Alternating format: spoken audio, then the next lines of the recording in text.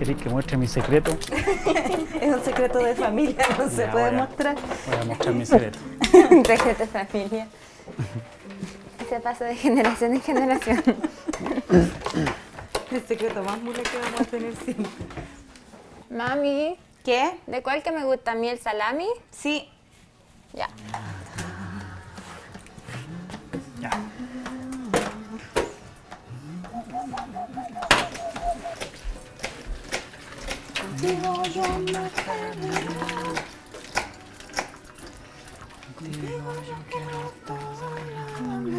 Un jour, j'ai vu Carlos, puis j'ai dit comme, ça va être mon boyfriend, maman. Puis maman m'a dit, qu'est-ce que tu dis, juste marche. Alors, When I finished my high school, when I came out from the high school, I always had that little thing to go try something else outside of Chile. I have a friend, he live in Toronto, and he always send videos to her sister in Chile, and he always send videos so you can see how the life is in Toronto. I'm talking about like probably 20 years ago. moi, j'étais une mère très jeune, une ado quand j'ai eu Sophia. J'avais 16 ans. J'étais encore à l'école, alors elle est enceinte à l'école. Une fois que Sophia était née, on a vu que c'était difficile d'élever un enfant. Avec les conditions du pays, c'était difficile. Carlos, il travaillait toute la journée. On lui voyait presque pas. Il sortait à 7 heures du matin, il revenait à 7 heures, 8 heures du soir. On se voyait presque pas. La fin de semaine, c'était tout ce qu'on avait. Alors, les payes de travail, c'est pas aussi bien qu'ici. Alors, il faut que tu travailles fort tout le temps pour envoyer ton enfant. Alors, tu lèves pas ton enfant. Tu es toujours en train de travailler sans voir ton enfant. Et tu manques de la vie pour avoir de l'argent pour envoyer ton enfant à l'université, pour que lui fait pareil avec ses enfants après. Alors, ce n'était pas une vie qu'on voulait essayer. Oui, on savait qu'il y avait quelque chose d'autre. Her cousin, she was looking for mechanics to come to Canada. She came one day and say, hey, you know what? My cousin, she says she's looking for mechanics to go to Canada. You want to go try? Let's try. And then we start to do the process, the interviews, and send papers. And it was hard and stressful because you have to think what you can bring and what you have to left. And then you have to get ready for start to say everybody goodbye. And then it was a little bit hard when you talk to your family, and they say they say why you leave, and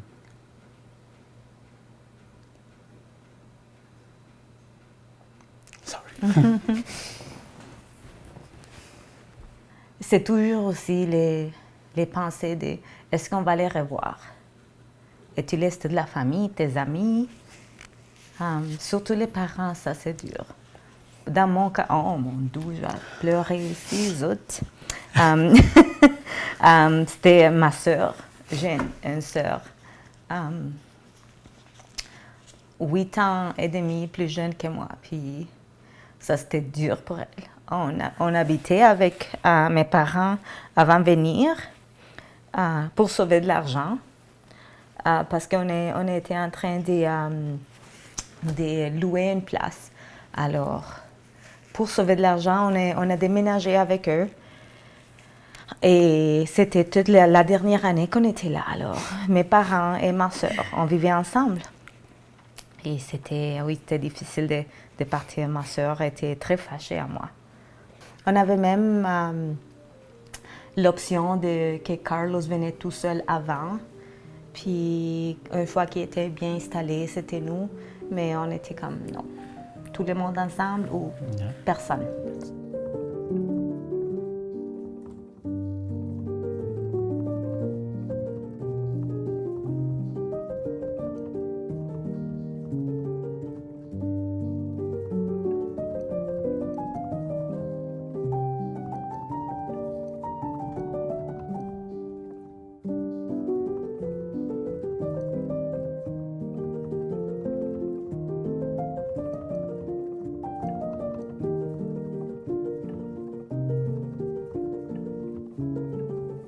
C'était 2005.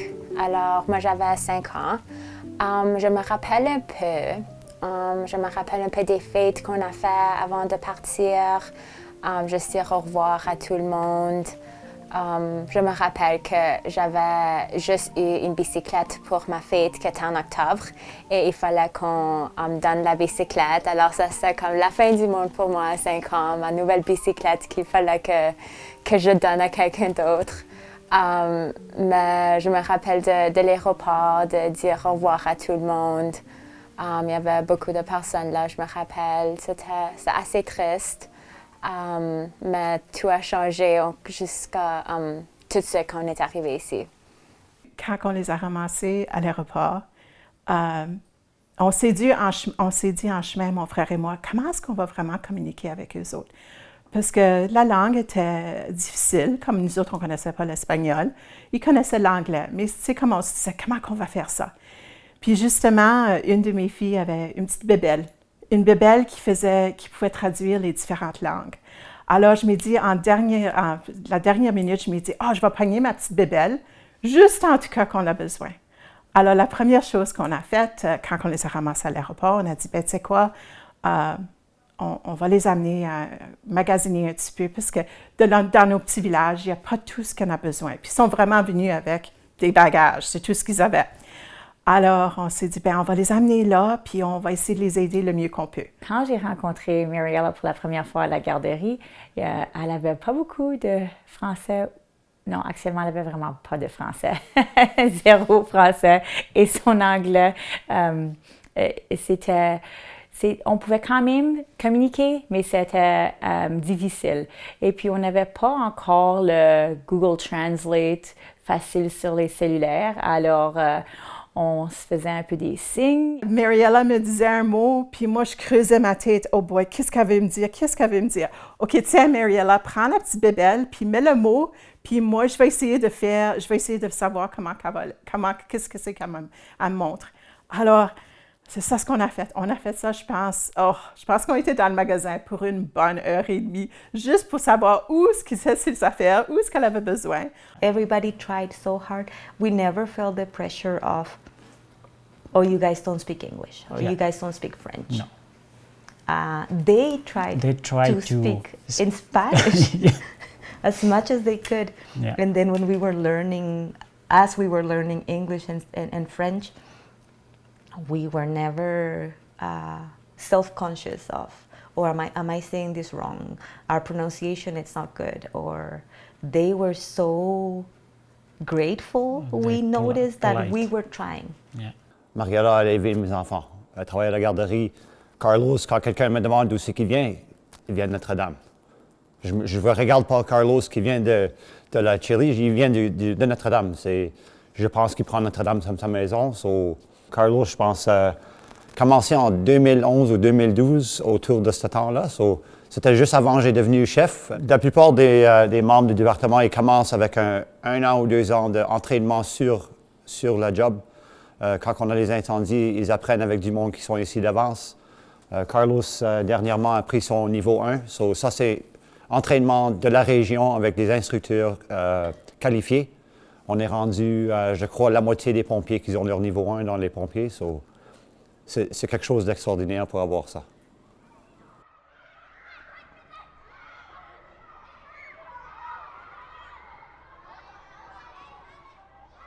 Mariella, quand je l'ai rencontrée la première fois à la garderie, je pense que ça faisait pas longtemps qu'il venait d'arriver, ou ça faisait au moins 1 an et demi, 2 ans à peu près, je pense pas sûr.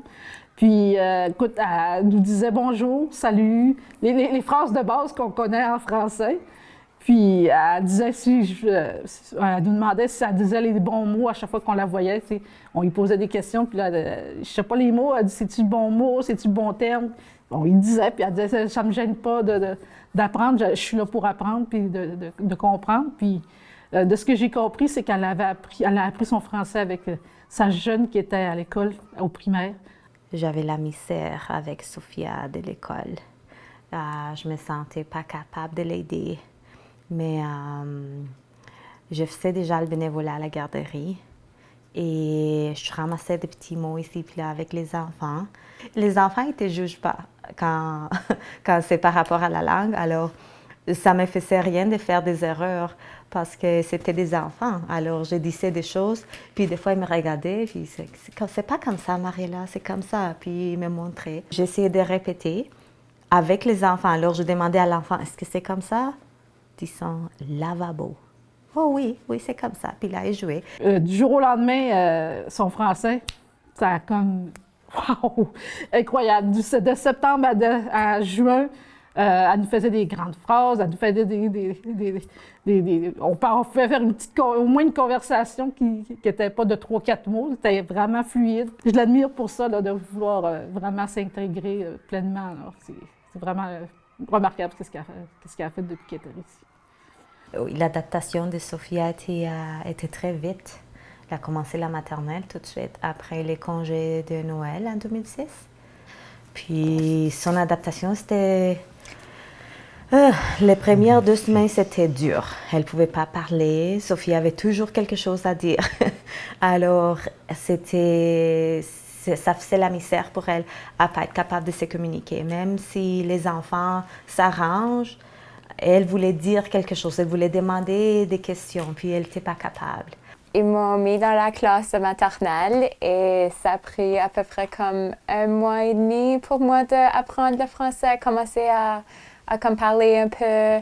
Je me rappelle pas beaucoup, mais je me rappelle que c'était frustrant. J'arrivais de l'école en pleurant beaucoup parce que les autres me comprenaient pas. Mais les jeunes dans ma classe étaient très, très gentils et ils m'aidaient. J'ai fait des amis tout de suite, alors ils m'aidaient à pratiquer et ça n'a pas pris longtemps pour moi d'apprendre le français. Je crois par la fin de l'année scolaire, j'étais assez bien. Ces enfants qui sont à l'école sont impliqués. Alors, ils sont maintenant... ils sont francophones, même s'ils ne l'étaient pas avant de venir à Notre-Dame. Ils le sont et on est très fiers du cheminement des enfants et l'implication des parents. Et ils font vraiment partie de l'école. C'est une famille très intégrée et très ouverte à collaborer avec l'école. Et j'espère que nous desservons bien cette famille. J'espère qu'on peut seulement améliorer notre service qu'on offre à cette famille. À l'école, il y avait l'enforcement avec la francisation. Puis, au niveau des amitiés, sa classe est une classe merveilleuse. Elle était très accueillie, des amis proches tout de suite. Je me rappelle, on est arrivé en décembre 2005, puis par juillet, elle avait connu sa meilleure amie déjà, puis demandé d'aller camper pour la fin de semaine. Puis ça, c'est pas une culture pour nous de laisser les enfants aller alors. Et puis Fernanda était née ici. Son adaptation était plutôt de parler une langue à la fois pour se faire comprendre parce qu'elle parlait tous les 3 ensemble dans une phrase. Ma première langue, c'était l'anglais. Un peu. Et après, c'était un peu de l'espagnol. C'était un peu les 3. Comme je les utilisais tous les 3 dans une phrase. Oui. Oui, à la garderie, parfois, les personnes ne comprenaient pas qu'est-ce qu'elle disait. Il fallait qu'ils appellent ma mère. Comme, elle dit ça, comme, elle dit cette phrase, c'était comme un mot dans chaque langue. Alors, ils essayaient de voir qu'est-ce qu'elle disait. Ma mère, c'est comme, oh oui, elle demande pour le lait. C'est comme certains mots, elle disait juste en français. D'autres, c'était juste en espagnol. Alors, c'était toujours intéressant. Mais Tenía que hacer el baile de la rana. No, de la iguana. ¿Cómo es? ¿De qué? De la iguana. ¿De qué? No sé por qué pensé rana. Son media parecidas, una más cortita y otra Sí, una más larga. ¿De qué? El baile de la iguana.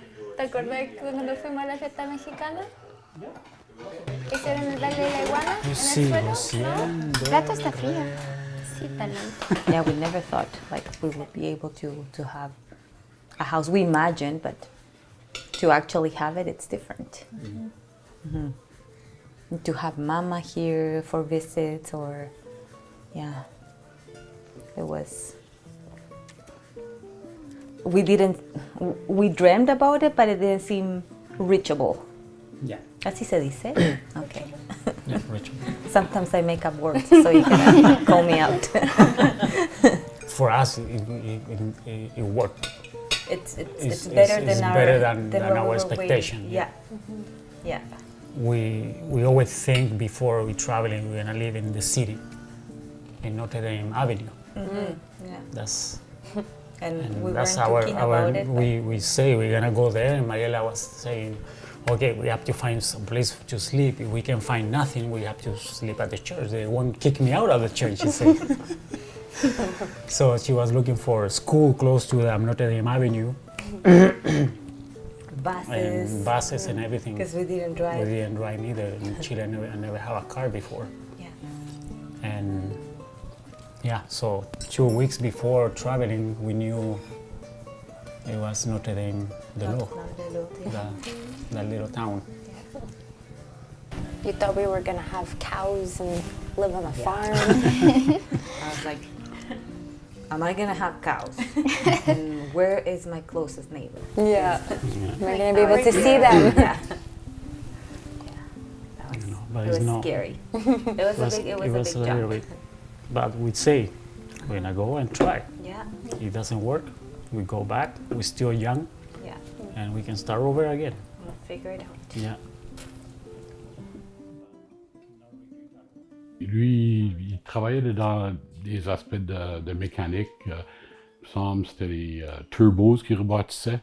Quand tu es mécanique à une chose, tu es mécanique à tout. Tu as l'idée comment assembler, désassembler, puis figurer des choses. Puis quand il est venu, il était assez bon. Il a pogné ça vraiment bien. Langage, c'était un petit peu un problème au commencement, mais quand tu es forcé à apprendre la langue, ça vient assez vite. Puis ça n'a pas pris de temps, puis on pouvait arriver à se comprendre, puis s'expliquer ce qu'il fallait faire.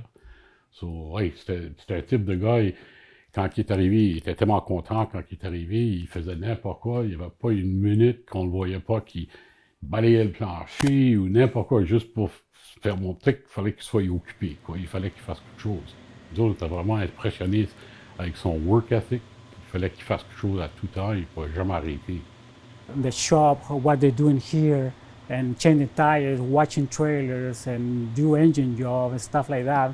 And he was asking me questions if I'm good with doing all that kind of stuff, like watching trailers or watching truck, because I'm gonna come here just a journeyman. And I told him that I don't mind to do nothing. Like I don't mind to wash a truck or greasing or sweep the floor. I don't have problem with that. So I talked to him and he said, okay. So he approved that I was the right one, and he told me I'm gonna get the job. The company has a little house right in front of the shop, and the house they was renting for the drivers. So the whole family, because this company is a family company. Everybody gave a little bit everything to put in the house for us. So they got beds, cutlery, everything. So the bed was ready for live on it. So we feel really welcome in that time when we came in. The first time, it was December 21st. I remember that day. It was cold. In Chile, it was plus 30. And we came here, it was minus 30, so it was a big difference. And we worked hard to adapt to this. I think we put a lot of effort on adapting to live like people here. Yeah. And it's not only material, because No, you can buy more things. It's the environment. It's the environment. It's the culture. It's the safety. Is yeah, too many things that you can't buy. It's nothing wrong with that. Like, we love Chile. Like, Chile is a nice country. But when you live like this in a quiet place and you don't have problem with neighbors and stuff like that, like Safety. it's safety and the place and people. is. You were my age when you moved? Sí. That's crazy. I could never. I could never.